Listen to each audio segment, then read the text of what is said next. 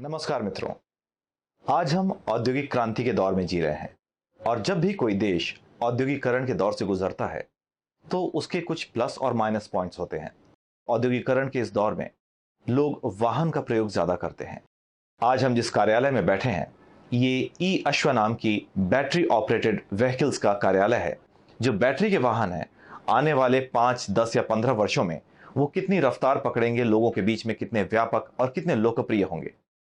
तो आइए चलते हैं, बात करते हैं श्री विकास गुप्ता जी से। नमस्कार। विकास जी, जिस समय आपने ई अश्वा की शुरुआत की उस समय इकोसिस्टम नहीं था और बाजार में बैटरी वाले व्हीकल्स नई चीज थी, तो उस समय आपके थॉट प्रोसेस में क्या था जो आपने इसे शुरू किया? देखिए, फरवरी 2018 में जब ई अश्वा ऑटोमोटिव ने अपनी शुरुआत की थी तो ये शुरुआती दौर था इलेक्ट्रिक व्हीकल के क्षेत्र में। और उस समय पे जैसा आज बहुत कंपटीशन है, उस समय पे इतना कंपटीशन नहीं था। हम उन गिनी चुनी कंपनियों में जिन्होंने बिल्कुल शुरुआती दौर में ही ई रिक्शा के साथ साथ ई लोडर की भी अप्रूवल ली और उसके करीब 6 महीने बाद जाके हमने अपने पहले ई स्कूटर की अप्रूवल ली। तो अगर हम कहते हैं कि क्या ये प्लान्ड था, तो मैं कहूँगा नहीं, सिचुएशन के साथ हमने अपने आप को बदला, बल्कि टाइमली एंट्री करी और टाइमली सिचुएशन के अनुसार अपने आप को उसमें ढाला। और उसी का रिजल्ट है कि आज हम इलेक्ट्रिक वाहन के क्षेत्र में सबसे बड़ी कंपनियों में से गिने जाते हैं। और कुछ मैं बोलूँगा कि हमारी टाइमली एंट्री ने उसमें हमें सहयोग किया। दूसरा, चूँकि हमारे सारे पाँचों बोर्ड मेंबर्स प्रोफेशनली क्वालिफाइड हैं और ये सेगमेंट, इलेक्ट्रिक वाहन का जो सेगमेंट है, अभी बहुत ही अनस्ट्रक्चर्ड सेगमेंट है। कुछ गिने चुने प्लेयर्स हैं जो कि स्ट्रक्चर्ड हैं। उसके अलावा मेजॉरिटी 95% ऑफ द प्लेयर्स अभी अनस्ट्रक्चर्ड प्लेयर्स हैं। तो शायद हमें प्रोफेशनली क्वालिफाइड मैनेजमेंट टीम के होने का भी कुछ लाभ मिला। हम अपनी स्ट्रेटजी को बहुत अच्छे ढंग से ना सिर्फ बना पाए बल्कि उसका इम्प्लीमेंटेशन भी कर पाए। तो इन्हीं दो कारणों की वजह से मुझे लगता है कि हमने ग्रोथ देखी है और अभी लगातार हम उस ग्रोथ को कैपिटलाइज कर रहे हैं और आगे बढ़ रहे हैं। अभी आप दो सेगमेंट्स में हैं, ई स्कूटर और ई रिक्शा। ये मिडिल और लोअर मिडिल क्लास के लिए काफ़ी कारगर है। तो इसके ज़रिए आप वायु प्रदूषण पर लगाम लगाने में कैसे मदद पाएंगे? जी, तो इसमें अगर मैं बात करता हूँ, टू व्हीलर और थ्री व्हीलर दोनों सेगमेंट एक बिल्कुल पोल्स अपार्ट सेगमेंट है। एक सेगमेंट है जो कि अपने पारिवारिक यूज़ के लिए यूज़ हो रहा है, टू व्हीलर सेगमेंट की मैं बात कर रहा हूँ, और दूसरा सेगमेंट है जो रोजगार के लिए यूज़ हो रहा है। अगर लॉकडाउन के बाद हम देखें तो मेरे ख्याल से सबसे सुगम रोजगार, बहुत लोगों के रोजगार गए दो लॉकडाउन में। तो जो सबसे सुगम साधन है, कम पढ़ी लिखी जो हमारी एक आम जनता है, उसके लिए जो सबसे सुगम साधन है रोजगार का, वो एक इलेक्ट्रिक ई रिक्शा या ई लोडर है। तो ये दोनों सेगमेंट बिल्कुल एक डिफरेंट सेगमेंट है और दोनों सेगमेंट में जो आपने बिल्कुल सच कहा कि जो सारा जो इसे खरीदने के लिए जो एक इंसेंटिव है, वो इंसेंटिव पैसे बचाना है, कॉस्ट की सेविंग करना है। दूसरा, पर्यावरण की तरफ आप सहयोग कर रहे हैं और ये पर्यावरण दोनों तरीके का है। वायु प्रदूषण भी है, ध्वनि प्रदूषण भी है, इसमें बिल्कुल किसी भी तरीके की ध्वनि नहीं है। और तीसरा, जाने अनजाने हम गवर्नमेंट का जो फॉरेन करेंसी का रिजर्व्स है उसमें कुछ कंट्रीब्यूशन कर देते हैं। तो आज जो इसका जो एंड यूजर है, वो शायद इन दो फैक्टर जो लास्ट में मैंने बताए दोनों फैक्टर है, शायद उसकी तरफ ध्यान नहीं दे रहा है, लेकिन उसका योगदान जरूर है इन दोनों फैक्टर्स को करने में। अभी आपने फॉरेन रिजर्व्स को बचाने की बात की थी। जो पैसा तेल में खर्च होता है वो बचेगा इससे। लगे हाथ भारत सरकार ने PLI scheme, production linked incentive scheme शुरू की है। उसका फ़ायदा आप जैसे प्रोड्यूसर्स को किस हद तक मिल रहा है? देखिए, अगर हम बात करते हैं सस्टेनेबिलिटी की, तो अभी ये इंडस्ट्री बहुत ही इनिशियल स्टेज में जा रही है। अभी जो इस इंडस्ट्री के अंदर जो प्रोफेशनल कॉम्पिटेंस रिक्वायर्ड है, इन सारे इंसेंटिव्स, देखिए इंसेंटिव्स इतने आसान इंसेंटिव्स नहीं है। सरकार बनाती है लेकिन उसके इम्प्लीमेंटेशन में टाइम लगता है। उसके इम्प्लीमेंटेशन के लिए आपके पास प्रोफेशनल स्किल होनी चाहिए तो आई थिंक अभी ये इंडस्ट्री चूंकि है हाईली अनस्ट्रक्चर्ड इंडस्ट्री है, तो उसका उतना लाभ नहीं ले पा रही है जितना मिलना चाहिए। बहुत गिनती की कंपनीज हैं जो प्रोफेशनली मैनेज्ड होती हैं, जिनके मैनेजमेंट या जिनकी जो कंप्लाइंस टीम है वो उन सारे कंप्लाइंसेस को फुलफिल कर पा रही है जो गवर्नमेंट की रिक्वायरमेंट है इन इंसेंटिव स्कीम को लेने के लिए।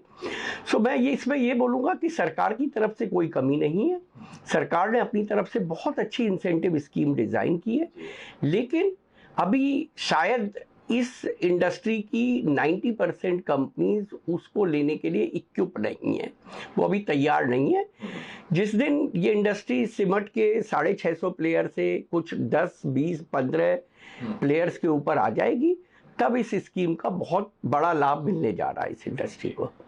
विकास जी, इससे पॉल्यूशन पर भी, जो वायु प्रदूषण है उसके ऊपर रोकथाम लगेगी, तो इन गाड़ियों के प्रचलन बढ़ने से बाजार में शून्य वायु प्रदूषण के स्तर तक हम कब तक पहुंच पाएंगे? देखिए, अगर हम वायु प्रदूषण की बात करते हैं तो लगभग 78% वायु प्रदूषण वाहनों से होता है, और उसमें भी ये जो दुपहिया और तिपहिया वाहन है उनका योगदान ज़्यादा होता है। उसका कारण ये है कि इन वाहनों पे सीएनजी या और ऐसी जो पर्यावरण को बचाने वाली ईंधन टेक्नोलॉजीज है उनका उपयोग ना के बराबर हुआ है। तो एक बहुत बड़ा योगदान है टू व्हीलर और थ्री व्हीलर का उस वायु प्रदूषण को फैलाने में। सरकार ने 2030 का लक्ष्य रखा है। 30% नए वाहन सरकार चाहती है तीनों कैटेगरी में, दुपहिया, तिपहिया, चौपहिया कैटेगरी में, वो हम नए वाहन जितने भी बिकेंगे वो 30% कम से कम इलेक्ट्रिक होंगे। मुझे लगता है ये बहुत ही कंजर्वेटिव टारगेट सरकार ने रखा है। जिस तरीके से पब्लिक का सपोर्ट मिल रहा है इन वाहनों को, 30% 2030 तक कर लेना कोई बड़ी बात नहीं है। मेरे को तो लगता है 45 से 50% वाहन, नए वाहन हमारे इलेक्ट्रिक में कन्वर्ट हो जाएंगे, और एक बार जब ये हो जाता है तो मेरे हिसाब से एक बहुत बड़ा हिस्सा जो वायु प्रदूषण का है और ध्वनि प्रदूषण का है उससे हम निजात पा लेंगे। हमारी आने वाली पीढ़ियों के लिए ये एक सौगात की तरह होगी। अगर हम दोनों तरह के स्कूटर्स की तुलना करें, तेल से चलने वाले और बैटरी से चलने वाले, इन दोनों की कॉस्ट में कोई एक खास फर्क नहीं है, तो इस सिनेरियो में आपको क्या लगता है कि जो बैटरी वाले व्हीकल्स हैं उनकी बिक्री में क्या असर आएगा? जी, आप बिल्कुल सच बोल रहे हैं। एक नया कॉन्सेप्ट पिछले कुछ सालों से इंडस्ट्री में प्रिवेल कर रहा है, उसे टीसीओ बोलते हैं, टोटल कॉस्ट ऑफ ओनरशिप बोला जाता है। और ये कॉन्सेप्ट इलेक्ट्रिक वाहन इंडस्ट्री ने बहुत ही तेज़ी से पकड़ा है। इसमें क्या होता है, देखिए, आपकी दो तरीके की लागत आती है। एक आती है जब आप पहली बार परचेज कर रहे हैं तो उसे एक्विजिशन कॉस्ट बोला जाता है, और उसके बाद उसे जब आप लगातार रोज डेली बेसिस पे चला रहे हैं तो वो ऑपरेशनल कॉस्ट कहलाती है। तो अगर हम बात करते हैं टीसीओ की, अगर मैं दोनों कैटेगरी के वाहनों को टीसीओ पे कंपेयर करता हूँ तो मेरे ख्याल से हमें कॉस्ट वाइज लगभग दुगने का फायदा होता है।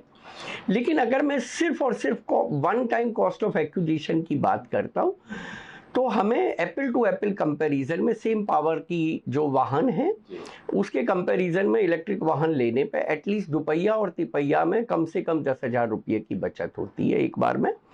तिपहिया में तो और ज़्यादा बचत होती है, लगभग 40 से 50,000 रुपये की एक्विजिशन कॉस्ट में बचत होती है, लेकिन दुपहिया में 10,000 के आसपास की बचत होती है। और मेरे ख्याल से जो सेगमेंट इसे खरीद रहा है उसके लिए ये एक बड़ा अमाउंट है। फिर टोटल कॉस्ट ऑफ एक्विजिशन में आपकी एक तो रनिंग की कॉस्ट आ जाती है, दूसरा आपकी मेंटेनेंस की कॉस्ट आ जाती है, और तीसरा जो एक बड़ी कॉस्ट इसमें थोड़ा सा बड़ा एलिमेंट होती है वो बैटरी रिप्लेसमेंट की कॉस्ट होती है। हर एक साल पे लेड एसिड बैटरी लगभग 15 महीने पे वो ख़त्म हो जाती है, उसकी लाइफ वो बदलनी होती है। और अगर मैं लिथियम की बात करता हूँ तो लगभग 3 साल के बाद, 36 महीने के बाद आपको उसे बदलना होता है। और इन वाहनों में लगभग 30% की कॉस्ट बैटरी की कॉस्ट है। तो अगर मैं इन तीनों कॉस्टों को जोड़ लेता हूँ तो हमको, अगर मान लीजिए कि पेट्रोल या डीजल से चलने वाला वाहन की मेरी total cost of acquisition, total cost of operations अगर मेरे पास आ रही थी 2 लाख रुपये एक पेट्रोल से चलने वाले टू व्हीलर वाहन की, तो ये लगभग 1 लाख के आसपास मेरे को आती है एक साल के ऊपर। इतना फ़र्क है, और ये जो सेगमेंट इसे यूज़ कर रहा है उसके लिए एक बड़ा फैक्टर है। और वो उसे प्रोत्साहित करता है कि वो इसमें प्रमोट करे। मेरा अगला सवाल ये है कि आप फोर व्हीलर्स जो व्हीकल हैं उसके सेगमेंट में आप कब उतर रहे हैं, और दूसरी बात ये, ई अश्वा के प्रोडक्ट शहरों में ज़्यादा बिक रहे हैं या गांवों में? देखिए, ई अश्व एज अ फिलॉसफी हम 3 व्हीलर, 2 व्हीलर और 4 व्हीलर तीनों कैटेगरी में आना चाहते हैं, लेकिन अभी शायद उसके लिए हम फाइनेंशियली तैयार नहीं है। उसके लिए लगभग 300 करोड़ के आसपास का हमारे पास कैपिटल आउटले होना चाहिए, तभी जाके उसको क्रिएट किया जा सकता है। उसके लिए एक बड़ा इंफ्रास्ट्रक्चर रिक्वायर्ड होता है और साथ में जो वर्किंग कैपिटल की रिक्वायरमेंट होती है वो भी अच्छी बड़ी होती है। तो हम हाफ प्रिपेयर्ड उस सेगमेंट में नहीं जाना चाहते। आई थिंक अभी करीब 1 साल लगेगा हमें 4 व्हीलर सेगमेंट में एंट्री करने में, बट तब तक हम 2 व्हीलर और 3 व्हीलर सेगमेंट को डोमिनेट करना चाहते हैं। अभी जैसा कि आपने पूछा कि जो गांव देहात या शहरी इलाकों में किस तरीके की हमें सेल आ रही है, टीयर 1 सिटी में इसका जो डिमांड है वो उतनी तेजी से नहीं बढ़ रही है जितना टीयर 2, 3 और 4 सिटीज में बढ़ रही है। अगर मैं अपने डीलर डिस्ट्रीब्यूटर नेटवर्क की भी बात करता हूं तो सिर्फ 5% डीलर डिस्ट्रीब्यूटर नेटवर्क हमारा टीयर 1 सिटी में है। इसके अलावा 95% डीलर डिस्ट्रीब्यूटर नेटवर्क हमारा टीयर 3, 2 और कुछ टीयर 4 सिटीज के अंदर है। वहाँ पे ग्राहक को इसके प्रति उनकी अपनी प्रेफरेंसेस है। अगर मैं डीप देहात की बात करता हूँ और कुछ से पिछड़े हुए इलाकों की बात करता हूँ या से उत्तरांचल की बात करता हूँ या हिमाचल की बात करता हूँ, तो आज की तारीख में पेट्रोल भरवाने के लिए कई जगह पे 15 से 20 किलोमीटर उन्हें ट्रेवल करना पड़ता है। Whereas power situation Bharat में अब इतनी सुधर गई है कि हर घर में बिजली मिल रही है, तो वो चार्जिंग उनके लिए कोई मुश्किल काम नहीं है। जबकि आधा लीटर पेट्रोल तो वो सिर्फ पेट्रोल भरवाने के लिए खर्च दिया करते थे, तो उनको वो भी एक बचत हो रही है। प्लस सुगमता बहुत बड़ी है। अगर मेरे को कहीं पे जाना है और मुझे ये पहले चिंता हो कि पहले 15 किलोमीटर दूसरी डायरेक्शन में जाके मैं पेट्रोल भरवाऊंगा, तो शायद मैं उसको उतना अवॉइड करूंगा। तो ये 2 रीज़न होने की वजह से मुझे लगता है कि जो टीयर 2, 3 और 4 सिटीज़ है उसमें डिमांड बहुत ज़्यादा है और ये दिनों दिन बढ़नी है डिमांड। अभी लोगों को कुछ मिसकॉन्सेप्शंस हैं जिसमें उन्हें लगता है कि बैटरी की गाड़ी में पावर नहीं होती है, बैटरी की गाड़ी थोड़े दिनों में ख़राब हो जाती है, बैटरी की गाड़ी की मेंटेनेंस बहुत ज़्यादा है या बैटरी बार बार रिप्लेस करनी पड़ती है। धीरे धीरे जैसे जैसे इसकी अवेयरनेस बढ़ती जा रही है, लोगों की ये जो मिस धारणाएं हैं वो ख़त्म होती चली जा रही हैं। मुझे लगता है बहुत तेज़ी से डिमांड बढ़ रही है और आगे भी बढ़ेगी। विकास जी, हमसे बात करने के लिए बहुत बहुत शुक्रिया। नमस्कार। धन्यवाद आप। तो श्री विकास गुप्ता जी से बात करके हमने जाना कि किस तरीके से, किस तेजी के साथ बैटरी वाहनों का बाजार भारत में बढ़ रहा है और भारत सरकार का जो लक्ष्य 2070 तक कार्बन उत्सर्जन को 0 स्तर तक लाना है, उसे हम लोग समय से पहले ही पूरा कर लेंगे।